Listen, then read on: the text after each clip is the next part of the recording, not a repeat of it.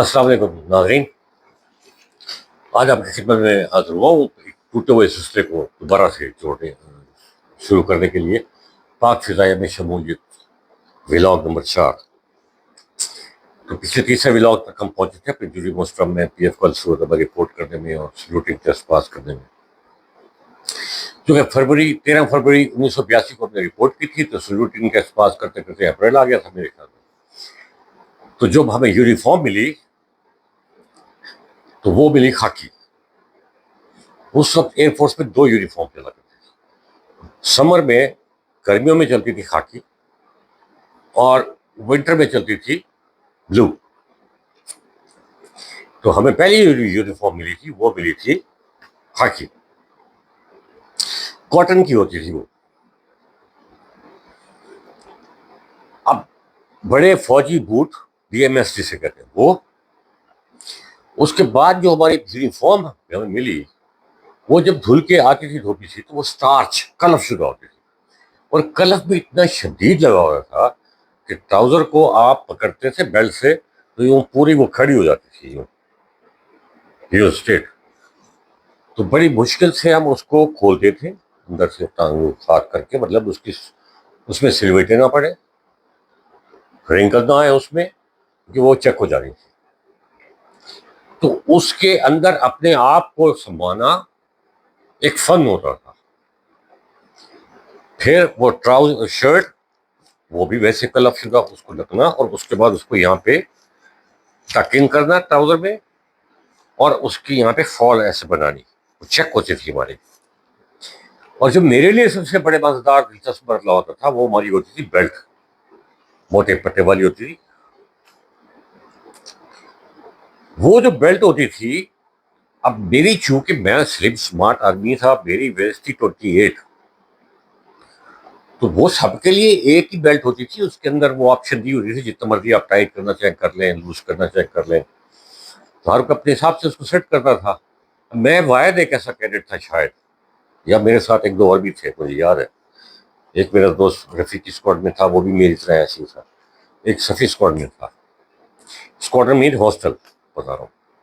तो मैंने बताया था हमारे 8 स्क्वाड्रन थे, हॉस्टल थे, जिनके नाम हमारे एयरफोर्स के उन बहादुर सपूतों पे थे जिन्होंने अपनी जान मुल्क के लिए कुर्बान की होती थी। जैसे मेरा इकबाल स्क्वाड्रन था, वो स्क्वाड्रन इकबाल थे।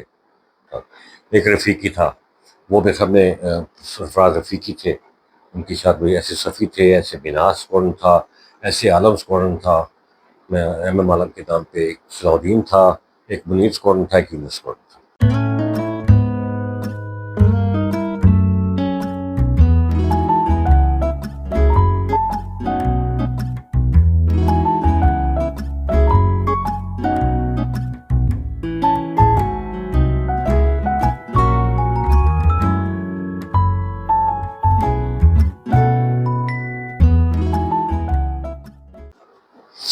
तो मैं जब अपनी बेल्ट पहनता था तो वो मेरी बेल्ट जो है ना, वो 2 चक्कर पूरे करती थी।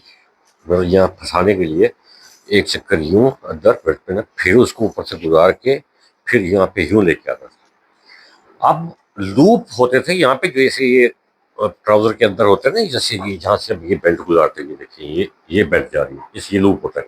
तो वो फौजी जो ट्राउजर होते हैं, बड़े लूप होते थे उसके, तो उसके अंदर से वो पूरी मोटे वाली बेल्ट गुजारते थे। अब पहला लूप तो मैंने उनके पहला चक्कर जो मेरी बेल्ट का होता था वो लूप के अंदर होता था। अब अगला जो चक्कर था वो लूप के ऊपर आ जाता था।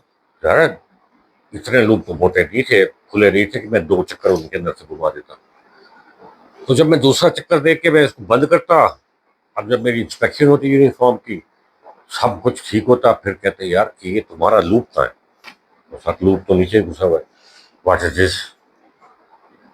एक दिन तो उस पर सजा मिली। अगले दिन फिर जब चेक किया, मैंने कहा सर, मेरी जिसामत को देखें, मेरी सेहत को देखें, और अपनी बेल्ट की सेहत को देखें, वो ऐसे ही पहनी जा सकती है कि लूप नजर नहीं आएगा आपको। तो खैर, तो समझ में आ गई सीनियर्स को। उसके बाद तो उस पर रैप मिलना शुरू हो गई।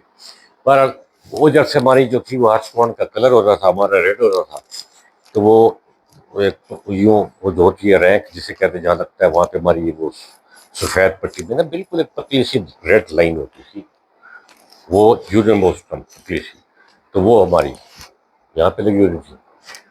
बड़ा शौक था जब नेम प्लेट लगती थी उसके ऊपर, वो वो आप अपना नाम लिखवा सकते थे चश्मे पर। तो मुझे हर किसी को शौक था। मैंने फिर 2-3 बनवाई थी। एक तो मिलती थी उसके साथ यूनिफॉर्म के साथ, आप अपना नाम बता। तो मैंने पहली दफा बनवाई था आपके साथ जवाद एच सुमरा, जवाद हैदर सुमरा की था। उसके बाद मैंने एक बनवाई सिर्फ जवाद की। फिर कुछ अर्से बाद मुझे पता लगा कि एयरफोर्स में ना अंग्रेजों की तरह सरनेम लेते हैं, आखिरी नाम का जो हिस्सा होता है आपका, नाम का जो आखिरी हिस्सा होता है, वो उससे आपको बुलाया जाता है। जैसे मतलब मेरा नाम जवाद हैदर सुमरा है, तो मैं I was known there as Sumra, I was called there as Sumra, Sumra करके। कुछ सुमरे कह रहे थे, कुछ कहते सुमरो है। कुछ सीनियर बहुत गुस्से में आते थे, या मेरी वो जिसामत देखते थे, सेहतमंद पतली सुखी सी टांग, ऐसी टांगे और नफीस सी कमर, तो वो मुझे कोई कुछ सुमेरा भी कह देता था। बारह मजे लगते थे। तो वो पहली नेम प्लेट की लग गई, बड़ा मजा आया। उसके बाद ये हुआ कि यार सैल्यूट टेस्ट पास हो गया। अब सैल्यूट टेस्ट पास बाद पहली बड़ी ख्वाहिश ये थी कि यार किस तरह बाहर निकले। वो जहर इमीडिएट सीनियर से जो कुछ करना होता था वो तो रोज होता था हमारे साथ। परेड स्क्वायर जाते थे, वहां पे सबसे आगे आगे हम होते थे परेड में, नए नए होते थे, बार बार चेक होते थे। फिर गन अबव द हेड करके एक्स्ट्रा एक्सरसाइज, जिसे मैं कहता हूँ, पनिशमेंट नहीं कहता, एक्स्ट्रा एक्सरसाइज। वो जब सर पे ऊपर गन पकड़ के यूं और आप चक्कर लगाओ जी उस अपने दस्ते के इर्द गिर्द, तो वो होता था। कभी कभी ऐसा भी हो जाता था कि महीने में एक आध दफा इज्तमाही एक्स्ट्रा एक्सरसाइजेस का दौर चलता, पूरा कोर्स जो हमारा था, मतलब G26 मेरा इंजीनियरिंग वाला और हमारे साथ जो थे जीडीपी वाले, 81st जीडीपी, सबको बुला लिया जाता है। और वो कहते थे ये आप आजाद इज्तमाही एक्स्ट्रा एक्सरसाइजेज होंगी। वो उसमें क्या होता था, फ्रंट रोल होता था, उसमें साइड रोल होता था, उसमें फ्रॉक जंप होती थी, और जनाब उसमें दौड़ तो खैर है ही है ना, ठीक है। वो बड़ा मजेदार होता था। सीनियर प्यार भी कर रहा है, come on you are very good, very strong boy, run run run run, keep doing, keep smiling, keep doing, keep doing. ये चलता था हमारे साथ। तो वो अब क्या एक्सरसाइज की बात बताया, 12 आपको ये बता रहा बात कर देंगे। तो उसके बाद ये हुआ कि जैसे एक पढ़ाई भी शुरू होगी उसके साथ साथ। सुबह परेड्स के बाद क्लास में जाते, पढ़ते, वहां से आते, लंच करते, लंच के बाद फिर वही रूटीन होती। और पता ही लगता है जब प्रेप हो रही है तो ज़ाहिर उसमें खामोशी छाई हुई है, पुरस्कून माहौल बना हुआ है, सारे दिन के थके हुए हैं। अब आगे आगे बेंचेस हमारे होते थे, पीछे हमारे से वाले, हमसे आगे वाले सीनियर, उनसे आगे वाले, सबसे आपने सीनियर मोस्ट बैठती थी। वो भी 7वीं टर्म वाले, 8वीं टर्म वालों को अपने कमरों में पढ़ने का मतलब इख्तियार मिल चुका होता था, तो वो वहाँ पे नहीं होते थे। और हम बैठे हैं, बैठे बैठे पढ़ते पढ़ते यूं नींद आ रही है, चेक हो गए। फिर लगा प्रेप के बाद, सी मी आफ्टर द प्रेप। वो एक आदमी यूं सोया, सारा ग्रुप बुला लिया गया। फिर पता लगा कि जनाब वो 9 बजे प्रेप खत्म होगी, 10 बजे लाइट्स आउट होनी है, और आपकी जो है एक्सरसाइज चल रही है। बहरहाल ये देखें, फरवरी में मैं गया और फिर जून में छुट्टी हो गई। लेकिन इस व्लॉग की सबसे अहम बात जो मैं बताने वाला हूँ, वो है एक ऐसी हमारे लिए काबिल फख्र बात जो 2019 में हुई, जिसको ऑपरेशन स्विफ्ट रिटार्ड के नाम से हम जानते हैं। आपको याद होगा बालाकोट में भारत ने कभी किसी बम मार किसी दरख्त को शहीद किया था, फिर कोई एक कौवा शहीद हुआ था, तो उसने कहा जी हमने सर्जिकल स्ट्राइक कर दी है, फला कर दिया। उस दौर में वज़ीर आज़म इमरान खान और जो एयर चीफ थे मुजाहिर अब्बास खान और उनके जो दीगर साथी थे, उन्होंने फैसला किया कि जी हमने इसका जवाब देना है, ताकि उनको पता लगे कि हम ऐसे नहीं है, डरने वाले नहीं है। तो उसके जवाब में जो ऑपरेशन किया गया उसको ऑपरेशन स्विफ्ट रिटार्ड कहते हैं, जिसमें अभिनंदन साहब को हमने चाय की प्याली बुलाने के लिए आसमान से उतार के नीचे जमीन पे ले आए थे, और फिर हमारे कश्मीर के बहादुर लोगों ने, मेहमान नवाज लोगों ने उनको उठाया। जाहिर है ऊपर से नीचे गिरे, कुछ लोग मुंह चोटें लग गई, तो उन्होंने कहा जी अवाम ने मारा, लेकिन अवाम ने नहीं मारा, अवाम ने उठाया, उनको प्यार से लेके गए आर्मी के हवाले किया, आर्मी उनको प्यार से लेके आई, मोअज़्ज़ज़ मेहमान बनाया, उनको चाय की प्याली दी। 2 दिन बाद उनको नया पाकिस्तान में महंगा तरीन सूट लेके पहना के उनको वाघा बॉर्डर के बाद उनको हवाले कर दिया। हाँ, जनेवा कन्वेंशन भी ये कहता ठीक है, दे दिया। तो अभी तक वो मशहूर है, द टी वॉज फैंटास्टिक। अब आप सोच रहे होंगे यार 2019 का ये वाकया है, मैं एयरफोर्स 1985 में छोड़ के आया था, तो मैं इससे अपना क्या ताल्लुक निकाल रहा हूँ? इससे वो एक किस्म का वैस मिसाल के तौर पर दे रहा हूँ। मकसद मेरा इसके अलावा कुछ नहीं है कि मिसाल देकर रिलेट कर रहा हूँ। जैसे अभी इस साल पिछले साल जो हुआ था, एक हमारा बयान महसूस ऑपरेशन जो हुआ था, या मार्का हक जिसे कहते हैं, जिसमें हम क्या 6 राफेल हमने उनको गिरा दिए थे, 1 11 2 7। ट्रम्प साहब कभी 8 कर देते हैं, कभी 9 कर देते हैं, इस तरह। तो वो जो ऑपरेशन हुआ था अब एयरफोर्स का, तो उसका क्रेडिट भी तो किसी ने लिया ना, और उस वाली फतह की जवाब में किसी ने रिवॉर्ड भी लिया। तो मैं भी अपना सिलसिला वैसे जोड़ सकता हूँ अपने उस ऑपरेशन रिटार्ड से। वो ऐसे कि जब मैंने रिपोर्ट की, जो उस वक्त फाइनल टर्म वहां पे थी, वो थी 76 जीडीपी। ठीक है, 76 जीडीपी में एक थे अपने हॉस्टल के चीफ कैडेट कह ले, उस वक्त भी वो चीफ ऑफ कैडेट स्टाफ ही समझे, उस हॉस्टल के रफीकी स्क्वाड्रन के, जिनको एयरफोर्स के कॉलेज की जबान में कहते थे स्क्वाड्रन अंडर अफसर। वो थे जनाब हमारे उस वक्त के एयर चीफ मार्शल मुजाहिद, और हमने जब रिपोर्ट की थी तो हम वो फाइनल टर्म सीनियर मोस्ट, हम junior most.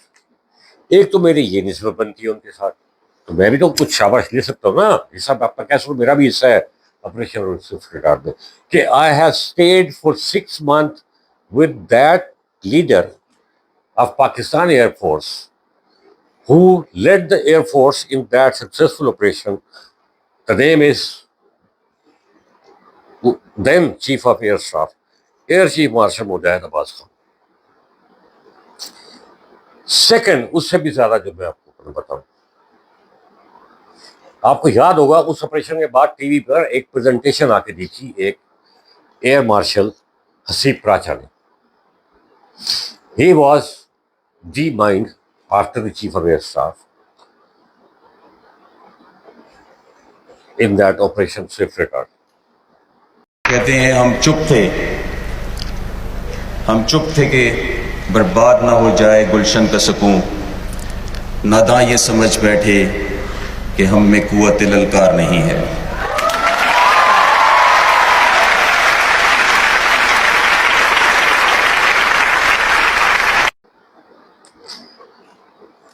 The same Air Marshal Hasib Pracha was my immediate senior, 6 month senior, from my own squadron, मेरे अपने ही स्क्वाड्रन में, इकबाल स्क्वाड्रन के थे। मतलब वो मेरे इमीडिएट सीनियर थे और हम उनके इमीडिएट जूनियर थे। आपको पता है इमीडिएट्स का आपस में रिलेशन कभी वो समंदर की लहरों की तरह होती, कभी बुलंद कभी नीचे, कभी ऊपर कभी नीचे, क्योंकि उन्होंने ही आपको सिखाना होता है। और आपकी गलती उनकी गलती शुमार की जाती है उनके सीनियर्स के नज़दीक। तो जब हम गलती करते हैं तो फिर वो जब उनको कुछ होता है तो फिर हमें डबल मिलता है उसका। तो sir Haseeb Paracha was my immediate senior. ये और बात है कि अगर मैं आई की वजह से अपना आखिरी वजह से 6 महीने डेफर ना होता तो मैं उसी कोर्स में रिपोर्ट करता। तो ये दूसरा मेरा हिस्सा निकल आया उस ऑपरेशन सेफ रिटार्ड में। तीसरा, द सेकंड ब्रेन उनके साथ जो था लीड करने में उस ऑपरेशन को, वो था एयर मार्शल जवाद सईद का। तो वो भी मेरे इमीडिएट सीनियर थे। तो भाईजान ऐसे ना समझे मुझे, मैं कोई मामूली आदमी नहीं हूँ। ऑपरेशन सेफ रिटार्ड में हिस्सा है अपना, ठीक है। तो अब पता नहीं 8 मिनट से मैंने शुरू किया, 20 फिर 12 फिर हाँ। तो उस ऑपरेशन स्विफ्ट रिटार्ड में हमारा हिस्सा है भाई, जवाद हैदर सुमरा का, भले वो किसी भी तरह का हो। मैं 1985 में एयरफोर्स छोड़ के आ गया था, but I am still in touch with my senior of 76 GDP। मैं ये नहीं कहता कि सर मुजाहिद के साथ मेरा अभी भी कोई डायरेक्ट कम्युनिकेशन है या मेरे वो राब्ते में नहीं, ऐसी बात नहीं। लेकिन जो उनके कोर्समेट मेरे स्क्वाड्रन के थे, जैसे पिछले एक व्लॉग मैंने सर हबीबुल हक का जिक्र किया था, जो मुझे स्क्वाड्रन में जिन्होंने मुझे वेलकम किया था, वो भावलपुर से बिलोंग करते थे। सर चगेजी थे, ये सारे जितने भी थे सर वो थे, तकरीबन 8 लोग थे। एक सर फुरकान थे, और मैं क्या बताऊँ, सर कमर थे जो हमारे स्क्वाड्रन अंडर अफसर थे उसमें 76 GDP में। बहरहाल अब तो बहुत टाइम गुजर गया, जो इन टच है तो उनके नाम तो याद है, अब और मुझे याद नहीं है। तो बहरहाल वो ये एक सुनहरा मेरा एक बाप है उस एयरफोर्स के हवाले से, जिसमें मैं 3.5 साल रहा, और मैंने आपको भी बहुत सारे उसके भी लॉग हैं, पाकिस्तान पाक फिजाई में शमूलियत, क्योंकि अभी तो मैंने FSC करनी है। अभी तो मैंने फर्स्ट टाइम शुरू की है वहाँ पे, छुट्टियां हो गई 4 महीने के बाद। तो जब घर आने लगे, गर्मी हो गई थी छुट्टियों में, अब हमें छुट्टी होती थी 40 डेज की। अब जब हम पैक कर रहे थे सामान को, तो ज़ाहिर है वो हम अपने काले बक्से में पैक कर रहे थे सामान को। तो क्योंकि मैं 6 महीने में अपने घर नहीं आया था। सरगोदा से भावलपुर आने का एक तो रास्ता बहुत मुश्किल था। आप पहले बस पकड़े, झंग तक आए, झंग से फिर बस पकड़े मुल्तान है, मुल्तान से बस पकड़े भावलपुर है। तो ये हाईएस वगैरह वैगने भी नहीं चलती थी, बसें आम चलती थी, कोचेस भी नहीं थी। तो या फिर चनाब एक्सप्रेस पे आए आप भावलपुर सीधा, लेकिन चनाब एक्सप्रेस के लिए आपको एक रात एक्स्ट्रा वहाँ रहनी पड़ती छुट्टी मिलने के बाद। वो कोई भी अफोर्ड नहीं करता, बंदा सोचता रात रात में पहुंच जाऊंगा किसी भी वक्त। तो मैंने फौरन अपनी पैकिंग 2-4 दिन पहले शुरू कर दी थी। तो जो एक्स्ट्रा की यूनिफॉर्म थी वो थी उसकी सिल्क टाइप, मतलब वो कॉटन की नहीं थी, उसमें वो बेल्ट भी पतली वाली लगती थी, और थोड़ा ऑफिसर लाइक यूनिफॉर्म थी वो। कभी जब परेड वगैरह नहीं होती तो हम पहनते थे, या उसका दिन या उसका दिन डे फिक्स था। तो मैंने वो अपने बक्से में सबसे नीचे रखी, ऊपर और कपड़े रखे, बाकी तैयारी करके बैठ गया। अब बाकी जो लोग तैयारी कर रहे थे, मैंने देखा कि हर कोई अपनी यूनिफॉर्म ऊपर रख रहा है, मतलब बक्से के टॉप पे रख रहा है, उसके बाद बक्सा बंद कर रहा है। अच्छा भी हुआ। तो बहरहाल वो जो कोई पहली छुट्टी थी, बहुत सबने इकट्ठा निकलना था, बक्सा भारी था साथ बड़ा। तो सबने फिर यही प्लान किया यार कि चनाब में चलते हैं, जो हमारे मतलब रास्ते पे चनाब आ रही है, पता है सरगोदा से फैसलाबाद से फिर खानेवाल, मुल्तान, भावलपुर, देन ऑनवर्ड कराची जाती थी। तो जितने भी हमारे फिर कोर्समेट थे सारे इस तरफ वाले, हम अगले दिन चनाब पे आए। अब देखने का मजेदार ये सीन थी यार, एक्साइटमेंट देखा ना। बहरहाल you are selected out of thousands, and then you're going after about 4 or 5 months to your home while being in uniform somewhere। मतलब हमें सैलरी मिलती थी, कैडेट्स को सैलरी मिलती थी। We were proper salaried person of Pakistan air force, हमारी service book थी। तो वो जब हम निकले, अब उसमें जब चले तो आते रहे कुछ नहीं। जब मुल्तान आया हाँ, पहले मुझे याद है खानेवाल आया, तो खानेवाल के जो हमारे एक दो दोस्त थे शायद, मुझे याद नहीं आ रहा कौन थे, या भाव जब मुल्तान है तो मैंने देखा कि दोस्त जो थे ना, मुल्तान आने से 10-15 मिनट पहले यूनिफॉर्म उठाई, उन्होंने बक्सा खोला, यूनिफॉर्म निकाली, वो जो ट्रेन में होता है वॉशरूम, उसमें गए, वापस आई यूनिफॉर्म में। मैंने कहा यार ये क्या है, मेरी यूनिफॉर्म सबसे नीचे मैंने रख दी है। उन्होंने कहा यार पहले दफा घर जा रहे तो यूनिफॉर्म में जाएंगे। मैंने कहा यार मुझे याद था, उन्होंने कहा था कि आप जब आप छुट्टियों पे घर वगैरह जाए तो यूनिफॉर्म में नहीं आप ट्रैवल कर सकते। ताकि शौक होता है यार, हक बनता है, 4 महीने बाद जा रहे हैं। उस दिनों में ये तो नहीं था कि स्मार्टफोन से फोटो खींचो व्हाट्सएप कर दो, नहीं। वो फोटो खिंचवाते थे रील वाली, और फिर वो रील प्रिंट होकर डेवलप होकर आती थी 10 मिनट। जब वो रील पूरी खत्म होती थी तब वो डेवलप होती थी 36 फोटो वाली। वो जब पूरे 36 हो जाते थे, फिर वो कैमरा जिसको था वो उसको डेवलप कराता था, मोस्टली वो हमारे कॉलेज का फोटोग्राफर होता था। फिर वो तस्वीरें मिलती थी तो पोस्ट करो तो 15 दिन, पता लगे गुम हो जाए, कोई रजिस्टर्ड वगैरह पोस्ट होती नहीं थी, कुरियर सर्विस तो नहीं थी। तो बहरहाल तस्वीरें भी घर नहीं पहुंची हुई थी। तो बहरहाल दिखते मैंने देखे दोस्त ऐसे जाते जाते, और मुझे भी सोच तो हुआ कि यार मैंने यूनिफॉर्म नीचे को रख दी, मैं भी यूनिफॉर्म के साथ उतरता ट्रेन पे स्टेशन पर। तो ऐसे ही एक एक्साइटमेंट थी, बड़ी खुशी थी, 4 महीने बाद आ रहे हैं, वहाँ भी वहाँ घर वाले रिसीव करते हैं मुझे। अब चूंकि मेरे घर में मेरा एक छोटा भाई था और मैं था, बाकी भाई सारे दूसरे स्टेशन में थे।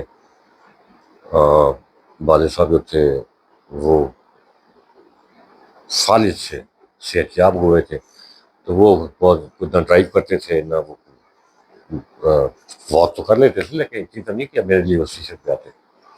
बहरहाल जब पहुंचा तो एक छोटा भाई और बाकी 2-3 दोस्त आए हुए थे।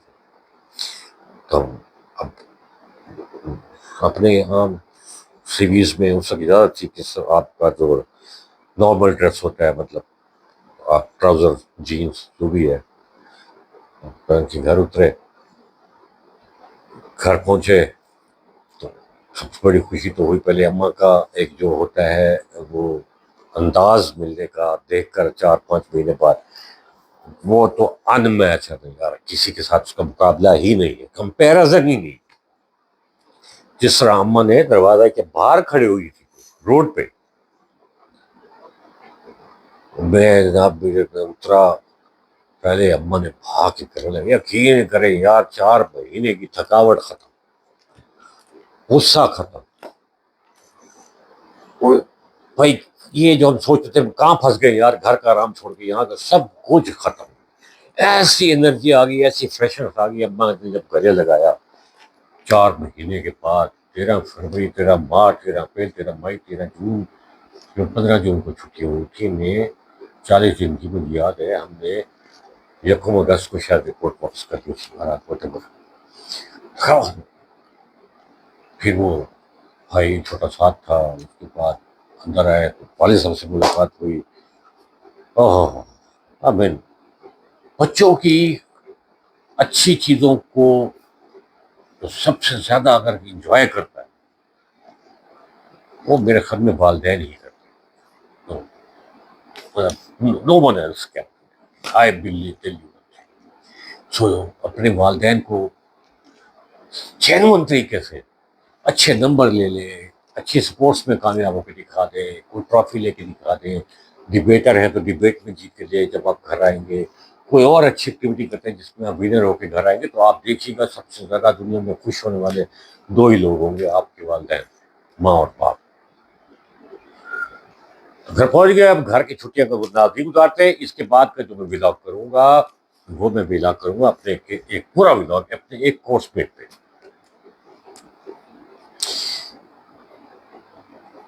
अब अभी मैं उसका कोई आपको हिंट नहीं देता कि उसमें क्या उसकी क्या खसूसियत है, मैं उस पर क्यों कोर्स कर रहा हूँ, जब मैं अगले व्लॉग में बताऊंगा आपको, तो आप भी मेरे साथ उसको एंजॉय करेंगे, चेरिश करेंगे, उससे मोटिवेशन फील करेंगे। सो नेक्स्ट व्लॉग नंबर 5 जो होगा पार्ट 2 होगा शमूलियत का, वो होगा अपने उस दोस्त के नाम, कोर्समेट के नाम। ठीक है, thank you very much, see you next time, खुदा।